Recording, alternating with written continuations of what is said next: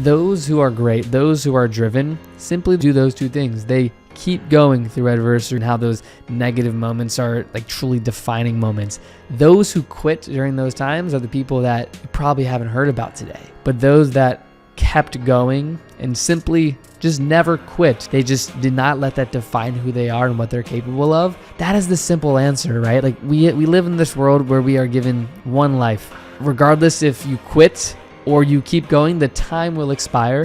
Welcome to the Callum Johnson Show. On today's episode, we have Casey Adams. Casey, welcome to the show, man. Callum, thank you so much for having me on. Super excited to be here. It's a pleasure, man. It's a pleasure. And it's interesting because I've been following you online for a while. Obviously saw what you were doing with Media Kits. Obviously your podcast, some of the people that you've interviewed is crazy. Appreciate it. Rick Ross, Larry King, names go on and on. Some really big guests. But obviously, I wanted to start with the big thing. This episode is brought to you by Free Agency. If you want to take your career to the next level, Free Agency is a company that you should check out. They manage and represent talent in the tech industry, and they provide you with a dedicated talent agent to help you find, engage, and win top of market roles that will maximize your earning potential. No more leaving money on the table. Stop job searching alone and start building your dream career today with Free Agency. Anyway, back to the show. You went on Andy Frisella's podcast recently. Yes, indeed. Yeah. So, I mean, that experience, and sorry to cut you off briefly, but I mean, same to you, vice versa, man. Like seeing your show and all the stuff you're doing, like it's super cool to see. So definitely grateful to be here. But yeah, man, like when it comes to all things podcasting, you know, I started my show in 2017 and I've been doing the whole podcasting for about 6 years now. And in terms of like the question of Andy Frisella, I was recently in St. Louis. I was on his show, Real AF. And, you know, for me, and like really how that opportunity came about was I've always been an athlete growing up. Like a huge part of my story was I got injured when I was 16 years old. I was in a neck brace for 6 months, almost paralyzed. And it was during this 6-month period of my life when I was initially depressed and really not sure what I wanted to do with my life and my time that slowly transitioned into this entrepreneurial thinking. And, you know, to look back, Andy was one of those first people that I started following from a entrepreneurial mentality perspective. And fast forward to 2020 and now 2023, I've done his program 75 Hard twice now. And this time when I completed it the end of May or middle of May. He invited me on the show. And, you know, when I went there to St. Louis and his headquarters, I won't dive too deep into it now because there's so much to understand within it. It's just so incredible to see not only what he's built, but the culture within their organization and how it truly stems back to all the words that he says and like how he lives his life. It was a great opportunity, super fun. And just being on his show as a platform was really cool. Yeah, for sure. It looks awesome. It's a good spot. Yeah. I think the cool thing with him as well is like, I think he's obviously mainly known for like the podcast and like the media stuff that he does, but the guy's like a really fucking successful like entrepreneur in his own right. Just to give some context to the audience, can you break down what 75 Hard like even is? Yeah. So Andy Frisella, as you said, very known in the podcast space. He's had like a top 10 business show for years now, but his business, First Form, is a massive supplement company. Like there's numbers out there in terms of revenue. I won't speak to it, but just massive company and the culture is incredible. But he created this program, which is the furthest thing from a physical program in terms of fitness and all that stuff. Like it's purely a mental toughness program. And I think a lot of people get confused or don't see that when they maybe hear about it the first time. But 75 Hard is this program where for 75 days, you have to follow these set of rules or things to check off every day, which consist of drinking a gallon of water a day, doing 2 workouts. One has to be outside. They both have to be 45 minutes. You have to read 10 pages a day. You have to stick to a diet, no alcohol, no cheat meals, and you have to take a picture in the mirror as like an accountability photo. And of course, by the end of that, if you complete it, you'll see these massive changes physically. And, you know, some people do it for that core purpose, but quite frankly, you know, and I was chatting with Andy about this, how I've felt during it, but also like coming off of it, it's just crazy. Like the simple, small wins that you put time into day in and day out. Of course, we can all think back to like, oh, like I felt the most productive when I was doing this every day. And when I'm not doing that, I can feel off. The program just is quite the framework for mental discipline. And I just love it, man. And like being able to share my story on his platform was super cool. And I think it's something that, I know like moving forward, I plan to do it once a year for the rest of my life, because it's just truly a mental reset in this world that we live in, where days can feel so fast paced and you're always working on the next project or booking the next guest on the show. Doing 75 hard just allows you to think about your day differently, right? Like today I walked here to the studio, and a huge part of 75 hard is being outdoors every day, 45-minute walk or run or whatever it is. And just taking time for yourself and being intentional about time. I think the program really instills, which is great. Yeah, for sure. You know, one thing that it really came across when I was researching you, but then also when I was listening to the episode that you had with Andy, and one of the things that you guys spoke about was like raising the standard and pursuing potential.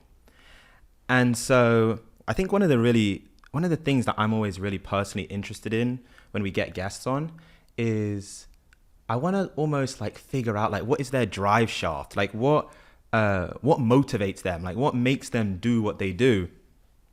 And I think when we look at your path, and obviously like it's still so early, you've built a company and sold it, had it acquired. You're onto your second company, Listener FM. You've been doing a podcast since you were 17. I mentioned some of the guests that have been coming on. You've done 75 hard twice. And so I really want to take it back to the earliest stages and really understand and really give the context to who you are.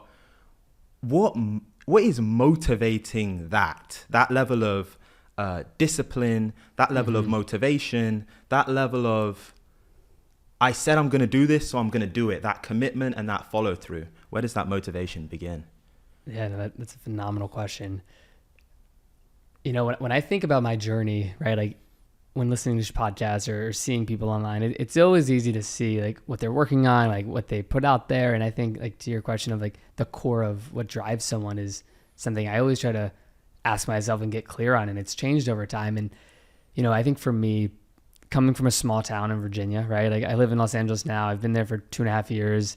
We're obviously here in New York City. And growing up, like up until the age of 16, I didn't fly on an airplane. Like I didn't grow up traveling. I grew up in a very small town, and just this world that I grew up in was very closed-minded, right? And like my mom and my dad, incredible, like the most loving people. But the furthest thing from entrepreneurial, right? My dad he's worked at Philip Morris, which is a tobacco company, for the last 30 years.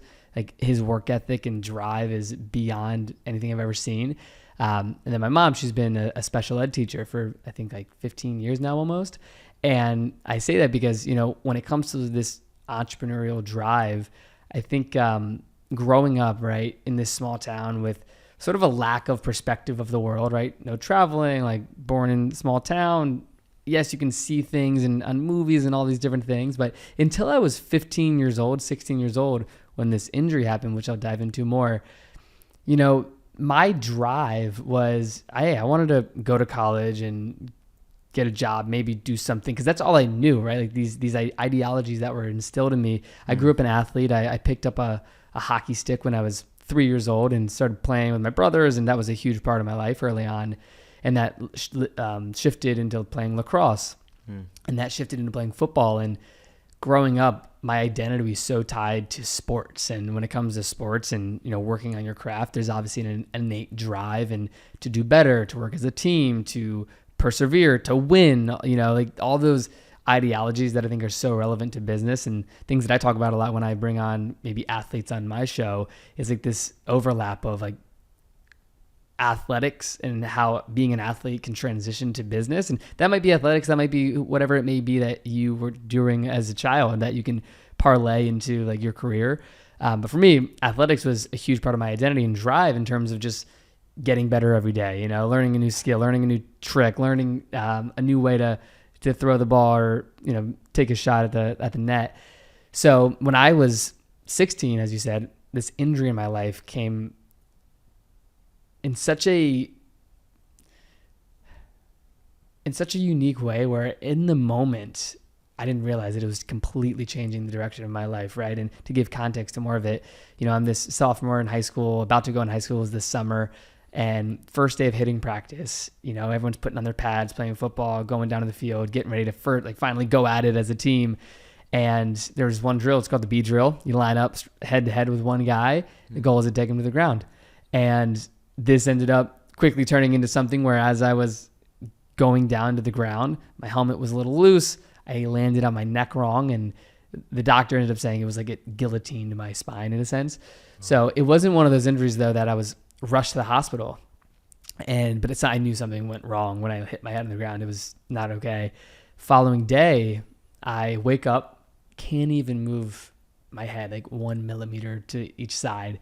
And mind you, this is coming from an athlete who's just starting their season, young, quite unaware of how serious it could be. I'm going to the doctor thinking, I'll get an x-ray. I'll be good in a couple weeks. This will be sore. Great. It was one of those, that was my thinking.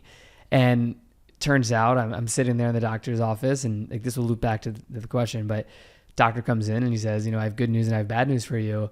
The good news is you're not paralyzed. Obviously, as you can see, you're walking, you're here, but that could have been an outcome. The bad news is you have to be in a neck brace for the next 6 months. You probably can never play football ever again due to the instability of your spine, and he wouldn't recommend it. And quite frankly, anything you do physically, you're going to have to just take it very slow. Snowboarding, lacrosse, all the other things that I love to do. And within this moment, everything that I knew, everything that I've been focusing on just got erased from my life, my daily actions, my commitment, my identity, where it started this just very deep, dark path of depression and anxiety and trying to figure out who I am and what I want to do. And I wanted to, paint that picture, not only for the audience, but just for the context of when I think about my drive nowadays in business, or as you said, the ability to commit to things, it stems from the perspective of things could always be so much worse, right? Mm-hmm. We're here, we can walk, we walked in this building, right? We're healthy. The context of just having an injury or someone in your family may be passing away, whatever it may be, I think that is at the top of my mind 24/7.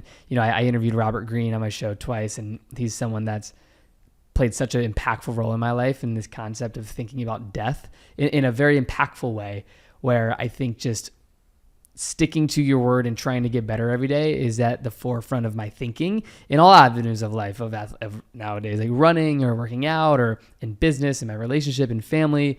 And I think that process of going through something that was more of a pivoting point in my life mentally allows me to take a step back. Even when I recently injured my back, right?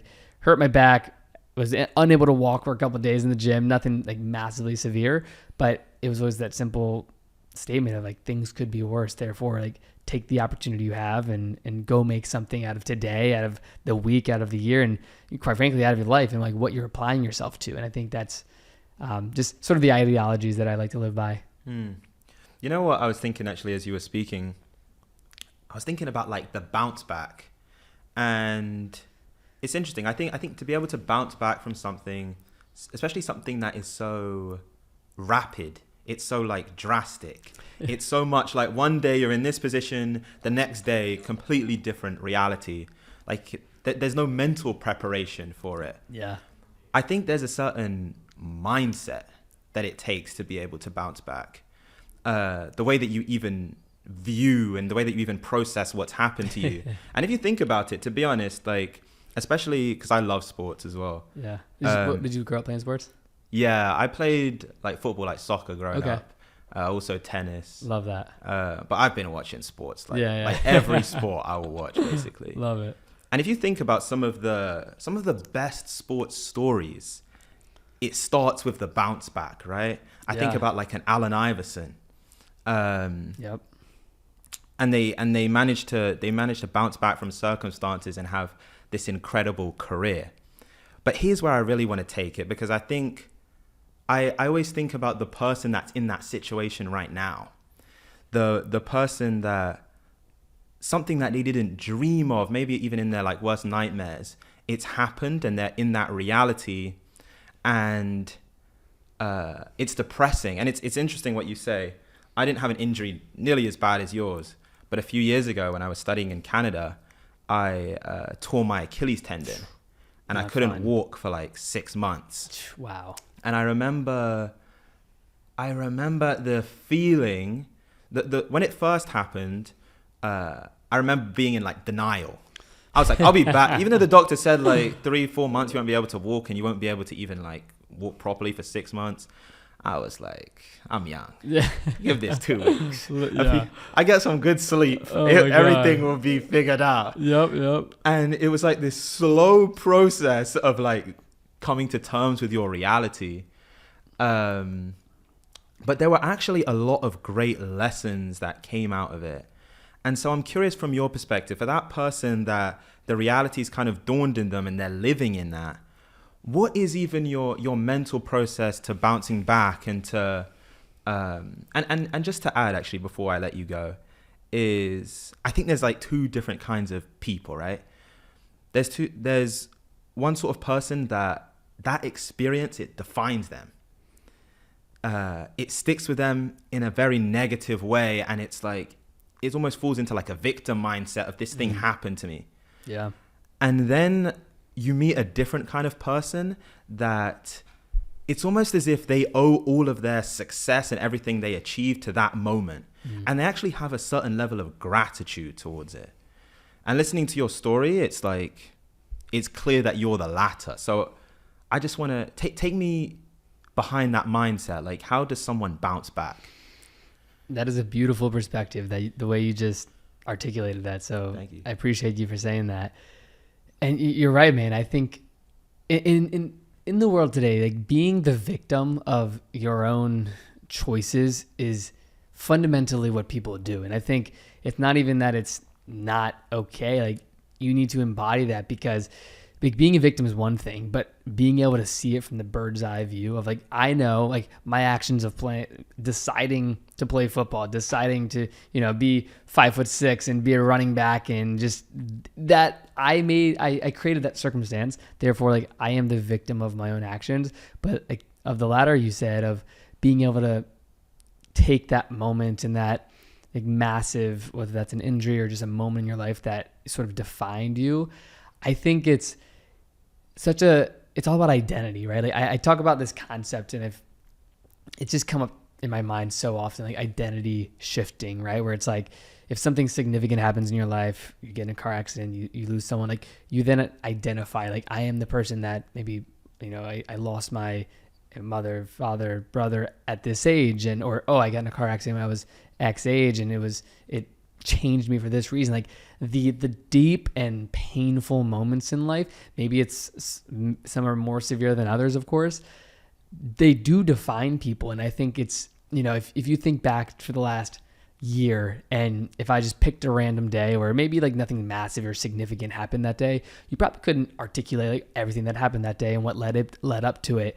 But if you got in a severe car accident on March 13th, and it was that day that you'll always remember, I think like us as humans, we like subconsciously can attach so much purpose to those negative and impactful things, that I think the only way to, truly embody those is to really create it a part of your story, right? Like, I could have, and I think about this a lot, and, I come from an environment where, in terms of my small town of Virginia, where like living in Los Angeles and, doing what I do today, starting companies, I didn't know any of that growing up. And I could have easily had this injury, gotten depressed, like been very resentful about the world, put my guards down, and just not even have had this curious mentality of like what this free time that I now have of being in a neck brace and having all the time in the world to go on social media and go down these rabbit holes of business and entrepreneurship. Like, I could have shut those off. And I think the people that are able to take those situations and grow from them and make it a part of their story, as whether that's a comeback story or just something that was a pivot, right, in terms of how they think about the world and how they think about themselves, is being able to keep an open mind of what that can lead to, right? Because with anything significant, you think different, you act different, right? Like, and I hate to make it so like negative at times, but it's like, if you lost someone in a car accident because they did for X reason, like you'd probably be more cautious when driving, right? And I think that as you're thinking differently and as these situations are impacting you, like ask yourself these questions of, like who am I now that this event has occurred in my life? And I think if you ask yourself the questions that correlate to growth and change, you can start to learn more about yourself and how it will really play out in terms of just how you think about it. And I think that even goes for like more of an entrepreneurial perspective too, right? Like building a company or selling a company or starting something new. Like in order for something to be successful, like you have to treat it, in my opinion, of like that massive significant moment that you started your company on this day. And like, this is the first day you had X customer or X client, like these moments that you can remember so well in a negative context. I think it's so important to also put it in reverse of the day you did something significant and like attach meaning and purpose to it, because that is what not only cements who you are, your identity and your story in your mind, but it's what allows you to build on top of that in a more positive, productive way. The same way where in the negative context, you can let it define you and say, oh, I can't do X because of this reason or because of that reason, is the same way in the positive context. If you said, oh, why can't I run a marathon? I ran a 5K, I ran a 10K, I ran a half marathon, right? So I think like the buildup of momentum can either be extremely positive and momentum oriented, or it can be your downfall if you let the circumstances define you and stop you from, thinking about it in a more positive context of what it leads to. Yeah, no, I love that. And as you were speaking, I wrote down the phrase in my notes. I said, embrace opportunity. And it's interesting because I remember seeing Kevin Hart, the comedian, on Joe Rogan. And he said something. He was like, you want to think about life as almost like a book. Like every experience that you have, you're writing your book. And how do you want your book to be portrayed? If you think about the most interesting fiction novels, the ones that we remember, the ones that we read as kids, they were never smooth sailing. It was the best books. It's like, it starts off page 1. It's like a disaster. There's a car crash. There's this thing happens. And it's like you go down this story and this narrative. And I almost think about if you're on a stage and you're giving like your TED talk, I'm like, what makes it engaging? What makes it the standing ovation at the end? It's because you can take the audience on a journey. And there's the peaks and the troughs, but there's the bounce back. That's what's inspiring. That's what's impactful for people. And I think if you can start to just embrace the opportunities, even when things don't go your way, it just reverses that mindset. And it goes back to something that you said, which is incredibly important, which I want to key in on, which is starting to build momentum. And I think one of the things, I think people would be a lot more successful if they understood the true power of building momentum and how that can take you from point A to point B. Even if you never thought that you could reach point B, it's the momentum that does it. And so obviously you started your podcast at 17. I'm curious, like, what was the road to that even happening? Like, take me behind the curtain. Like, how did that happen? Yeah, no, I think that word momentum has always been such a strong word in my life. And like, even since I was 17, like regarding the podcast, and like for context for everyone, I know we talked about it a bit, but started my show at 17. I've done just over 400 episodes now, from Larry King to Elon Musk's mom and sister to Rick Ross to the founders of Netflix and Twitch to simply like my good friends who are starting companies and people that I find interesting. And when I started it, like that would have been the biggest dream of my life, to be able to not only connect with, but to meet, to have a conversation with, to learn from. But I didn't start with those necessary grand ambitions. My, course of action at 17, it was a very simple playbook. And it kind of comes full circle like now, even when I'm here in New York, where Gary Vaynerchuk, like he was a very strong, just like mentor from afar on social media when I was first starting in my journey. And around the time, I think it was like 2017, his book Crushing It came out.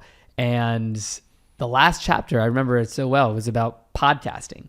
And, he's talking about all these things like, oh, you want to build an audience, you want to have conversations with cool people, you want to like learn something.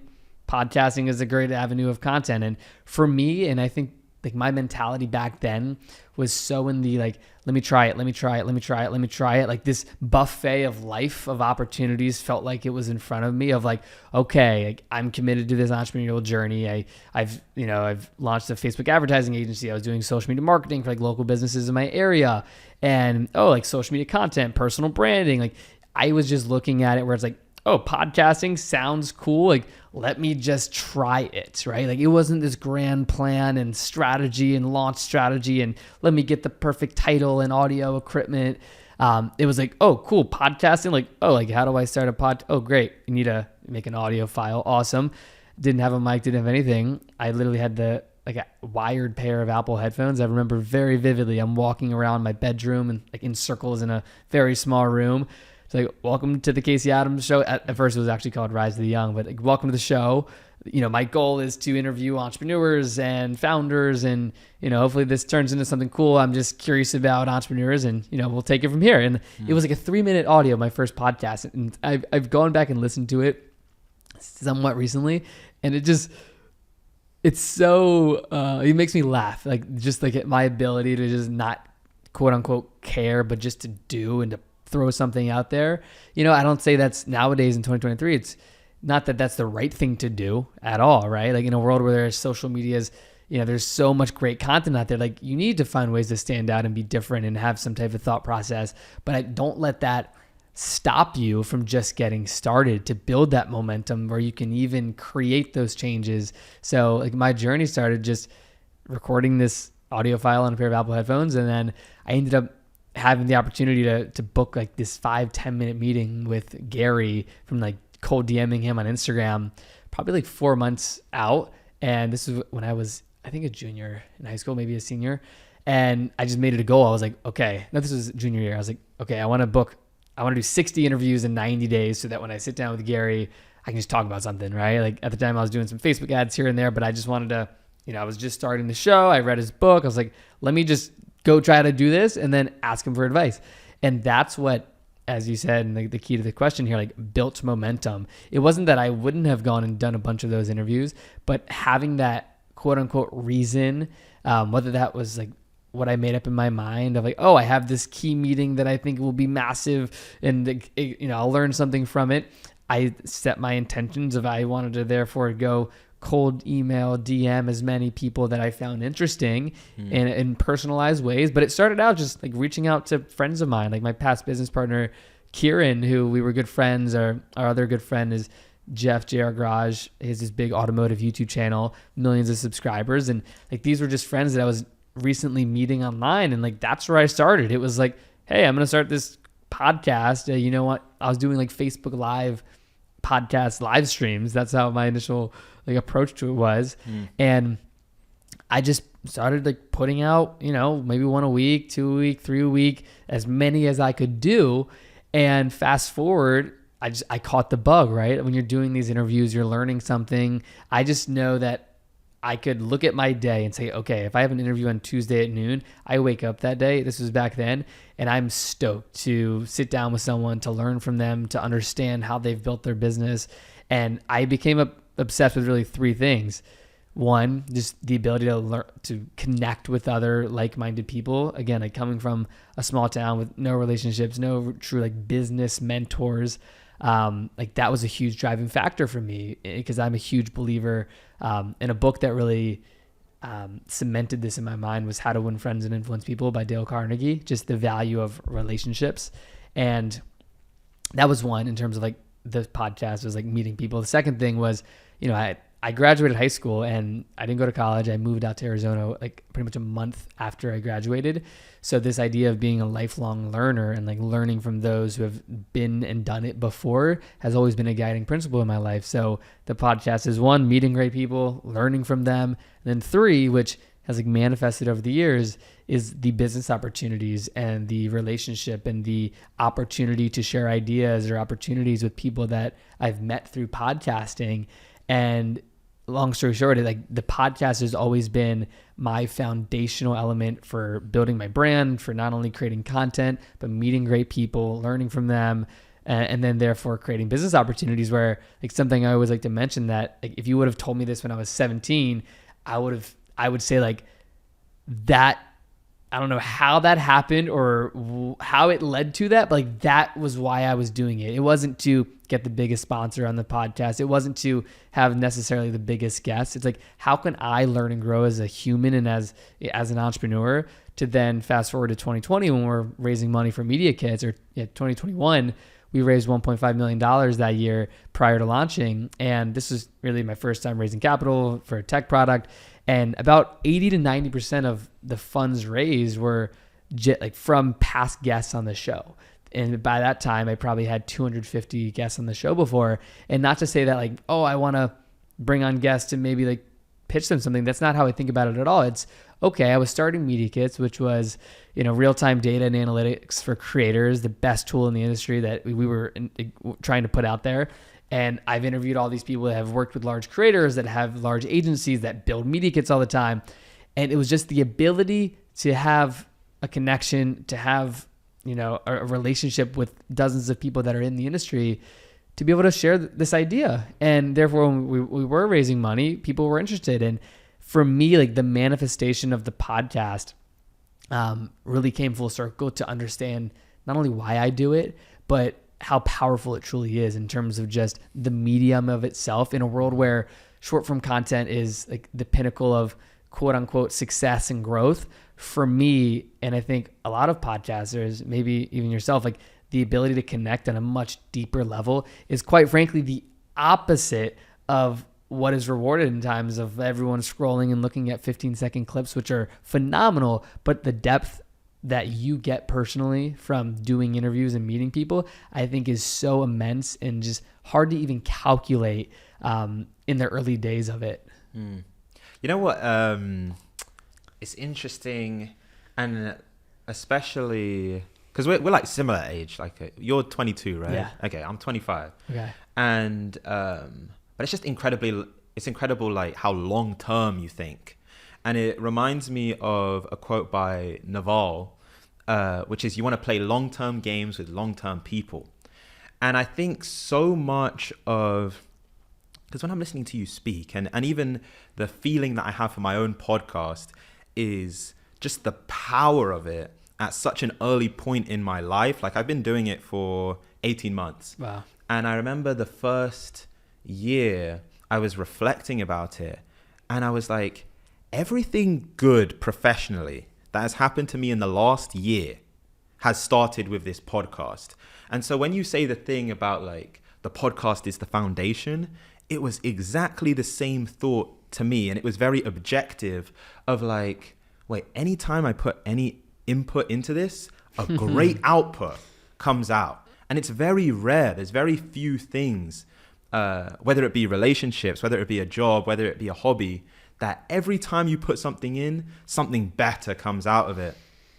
And but I want to keen on the mindset, because the thought to me that I always have, and I even talk about it with my friends, obviously I say it on my own pod, I talk about like the power of doing content and just finding some way that you can articulate yourself and your story online, and how you can use that to start building a career that is very uniquely suited to you. And I think whenever I speak with people about it, there's like a ton of resistance. There's just like, they just can't do it. They don't think the thing I hear the most is like, oh, I'm just not ready yet. Yeah. And one of the things, and it's so clear from your story, and I love it, which is like, so much of life is just preparation. It's like doing things so that you're in position, that when your moment comes, you can capitalize on it. So when you say the thing about Gary Vee, and you say that you did like 60 interviews before you ever interviewed him, a lot of people would look at that and be like, oh, maybe it's not getting a bunch of listens, those interviews, or it's not taking off. But each one of those interviews was a critical piece to put you in position so that when you were in front of Gary, he was like, oh, this kid like knows his shit. Like he does this shit. And you can't short circuit that process, right? Like each one of those was needed for you to be at that point. Absolutely. But I'm curious, like, even when you talk with people, because you're obviously huge into like the creator economy and all of these things. What do you think is like holding people back from starting that podcast, from starting to post on TikTok, to starting to go on Instagram? And added onto that, how can people kind of find what their thing is? Yeah, I think one thing that holds a lot of people back is, and they might not even realize it, and maybe it fits for some people, maybe it doesn't, is this idea of comparison. Like in a world where there's an abundance of content, even if you aren't even the type of person that is like, I don't compare myself to people. Like there's a subconscious thing going on with, I think, a lot of people where like you go on social media, you're fed all these algorithms, you see all these people, quote unquote, maybe doing incredible things or things that you want to do, but you're just so overwhelmed with like, quote, other people's success or what they're doing that if you just turn that off and look at your day and ask yourself like, like, am I doing things that, one, like get me excited, two, that I feel are creative and align with who I am, or are a lot of my ideas stemming from like trying to build and be like someone else? And sometimes that may be good, right? Like the book I love is Good Artists Copy, Great Artists Steal, right? Like the not book, quote I love. But I think a lot of people hold themselves back by trying to be somebody or compare themselves to where they should be, rather than simply like looking at their cards that they're dealt in that moment in life and saying, okay, like what should I do here and what makes the most sense for me now? Like what is not only going to get me excited, but put me in a position to grow, to learn, to do whatever. And I think it's very back and forth, where I think social media for me has always been such a positive outlet of being able to get inspired from people instead of compare, being able to connect with people instead of thinking people are so far out of reach to get in touch with. And I think like the mentality, especially in this world of all things social media, is to just really be aware of where you spend not only your time on social, but how it makes you think and how it makes you feel, right? Like I was speaking to a buddy of mine yesterday on the phone. I'll say his name. His content's incredible. He goes by Unspeakable on YouTube, has tens of millions of subscribers. And, he's, I believe, he's in his 20s. And I think if I'm starting YouTube today and you see, maybe you're older than me, you're like, oh my God, like I'm so far behind. Like so many people start from that mentality of, oh my gosh, if only I blank. If only I started this a while ago. If only I, started working out early. If only. And I think that is such a heavy thought to carry that holds you back more than you realize, versus thinking like, what can I do today to move me forward? Simple as that, right? If this whole world of social media or starting a podcast or putting out content is overwhelming, like what is one simple thing you can do? Can you share a thought on a tweet? Can you make a 15-second video on TikTok? Like what is the bare minimum to just take one step? And like even just in the train of thought of like taking a step, I talked about this on Andy's show, but it's so important to me in every aspect of momentum and like not getting in your own way, is just taking a step. And this guy I interviewed, you should have him on the show, James Lawrence. He goes by the Iron Cowboy. Are you familiar with him by any chance? No. So he broke the world record for the most consistent Ironmans back to back. So are you familiar with Ironman? Or that's like the race, right? Yeah. Yeah. Okay. So it's a full Ironman is, I might be a little bit off here, but like 2.6 miles swim, like 140, 150 mile bike ride, and then I'm running a marathon, 26.2 miles. That's an Ironman. To do one, I haven't done an Ironman, is so impressive and so challenging, right? The world record when he did it, I think it was 2018, was 5 Ironmans back to back over the course of 5 days, right? Jeez. And this guy James, who I've had on my show and has just been quite the inspiration to me, instead of, saying, okay, I'm going to break the record, I'll do 6, I'll do 10, he ends up doing 50 Ironmans, 50 in 50 days in all 50 states. It's called the 50-50-50. And there's this whole documentary about it and all this stuff. And to make things even better, I guess you could say, is in 2020, he said, I want to break my record. And he ended up doubling it and adding an extra day. So he did 101 Ironmans back to back over the course of 101 days. And for about 95 or 90, a little bit over 90 of the days, he had a fractured leg. I had this back injury recently, a lumbar strain, and I couldn't move. I posted it, and he messaged me. He's like, imagine running 40 Ironmans with that injury. Haha, like, stay well. But the context and what I'm trying to get out of here is when I interviewed him, I was getting ready to run my first marathon last December. And I asked him a question, and I say, James, I'm going to listen to this podcast when I'm deep in my marathon. I'm on mile 20, 21 right now. I want you to answer this knowing that I'll be listening to this when I'm at my worst or when I'm so deep in the race in this new territory. And when I asked that question to him, I could tell he sort of thought about his answer differently, right? Like instead of just talking to me on the camera on Zoom or on Riverside, he sort of paused and he goes, Casey, this time you're in on the race, he calls it the hurt locker, like this newfound territory where you haven't been before. And I think we can all relate to that, whether that's physically, maybe running, maybe in business. And he says, there's one thing I need you to do, and that is focus on the next step in front of you and ask yourself, will this next step kill me? And if the answer is no, you can keep moving forward. And to bring it back to the context of people getting in their own way or holding them back, not to make it so intense of, the next step will kill you, but going back to that understanding of focusing on the next step is the best course of action in terms of today, because at the end of the day, like today is all you have, is such a beautiful mentality. Because if I ask someone, right, go build a company like Amazon, right, to think about all the work and energy and processes and time that goes into that, you can't even comprehend it, right?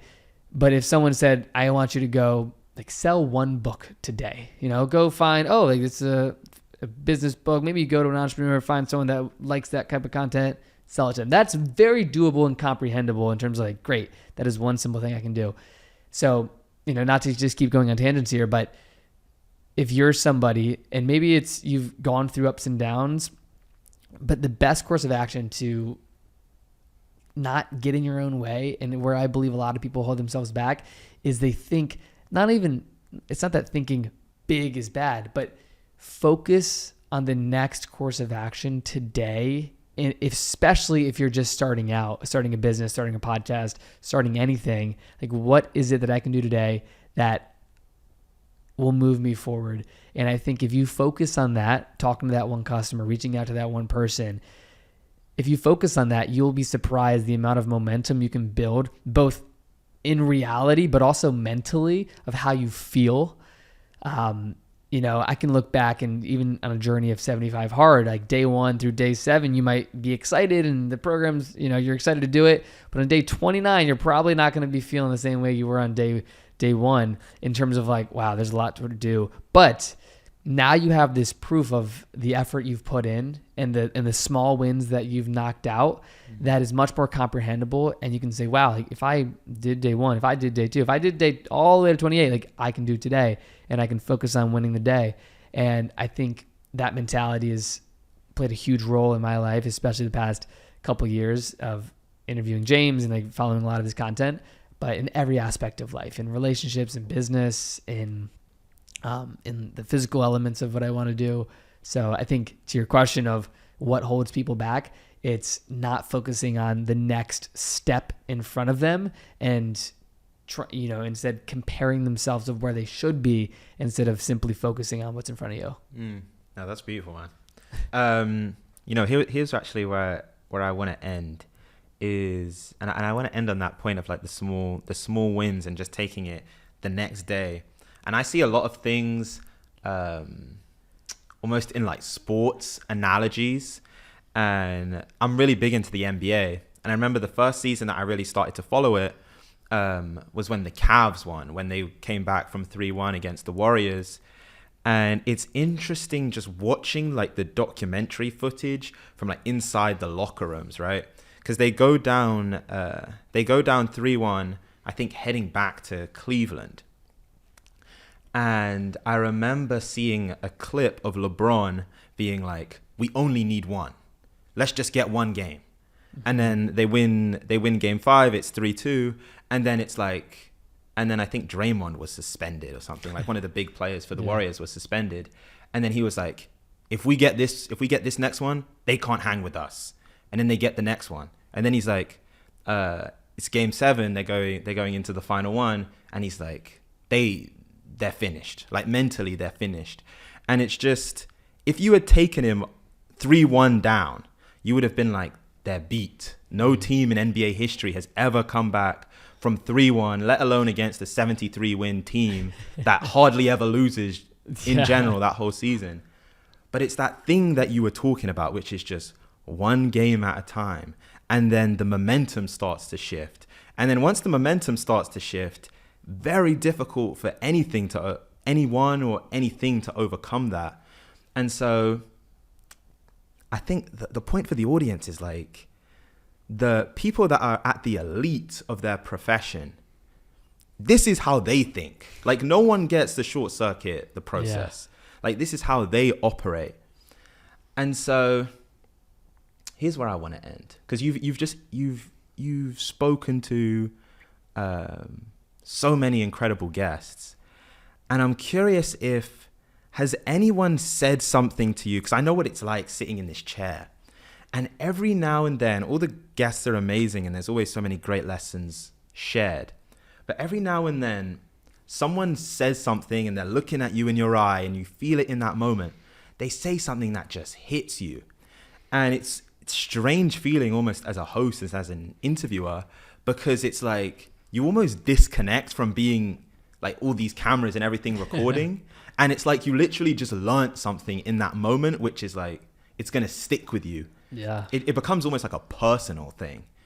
And so I'm curious, when I say that, is there a moment that you think back to and a guest where you're like, what he just said or what she just said, it changed things. It changed things in that moment. Absolutely. I think, one of the guests that I always reflect on, because it played such an instrumental role in my thinking about the show, but also just how I view the world and my craft and everything that I do, is my interview with Larry King. And I think for context for the audience, this was in 2019. Larry King, this world-renowned broadcaster, done 60,000 interviews throughout his career. He was 87 at the time when I interviewed him. He's interviewed every living president that has been in his life over the decades of doing it. And when I got the opportunity to sit down with him, like the context of age, I think is super important, where he was 87, I was 19, and being able to ask questions in such a curious way of wanting to soak in as much knowledge as possible. Of course, I try to do that with all guests, but just that feeling that, I'm sure you can imagine, like sitting down with someone that you want to not only learn from, but is such an icon in their field and is the definition of greatness. It just comes across differently. And long-winded answer of, when I asked him the question of, what makes people great, right? Like he's interviewed all these great people over the years. He is great himself. And he said 3 simple words. He said, greatness is driven. And then he goes on to talk about this idea of people with drive and those who simply don't quit. Those are the people that succeed. And again, I think there's so many things out there, maybe even that statement that I just said, that can sound so simple, maybe even cliche at times, but there's a saying that I learned from that I think about, and I even have on this plaque. I made the neck brace that I wore for 6 months. I turned it into this very cool looking trophy with an artist, and there's a plaque on it that I put on there from this conversation with Larry King, and it's simply 4 words. It says, keep going, comma, never quit. And very simple. And maybe it doesn't, have all of the context of, okay, like what do you mean by that? But those who are great, those who are driven, simply do those 2 things. They keep going through adversity, right? Talking about what we talked about earlier, the stories of the ups and downs and how those negative moments are like truly defining moments. Those who quit during those times are the people that you probably haven't heard about today. But those that kept going and simply just never quit, whether that's on a business venture, maybe it was a failed business venture and they moved on to the next one and they just did not let that define who they are and what they're capable of. That is the simple answer, right? Like we live in this world where we are given one life. And regardless if you quit or you keep going, the time will expire. And I believe that the conversation with Larry and, fast forward to now, he passed away, and rest in peace to Larry. Like his message and what I learned through that conversation was so foundational, but also so simple that I get to and have the opportunity to apply that simple lesson to all aspects of life when it comes to getting better in the gym, in a relationship, and just persevering when things get tough. I think that those simple 4 words that stem from Larry are the most impactful. And it's not about what he said. It's about who he is and how he said it and what he meant from it, right? Like you could read that online from whatever, and it's like, cool, keep going, never quit. Or, oh, cool, greatness is driven. But his intentionality with the experience of, the context he has and had on the world is so immense that I place a lot of significance on those words. Nah, man, I love it. And that's the perfect way to end. It's been a pleasure having you on, man. Callum, thank you so much, man. This has been quite the experience, and you're phenomenal at what you do. So appreciate it. Thank you. I appreciate that so much. Amazing, man. I love it. If you enjoyed this episode, please subscribe to the channel. We're having fire conversations every week on the podcast. Before we end the episode, a quick word from our sponsor, Free Agency. What if I told you there is a good chance you're leaving money on the table in your career? It would kind of annoy you a bit, right?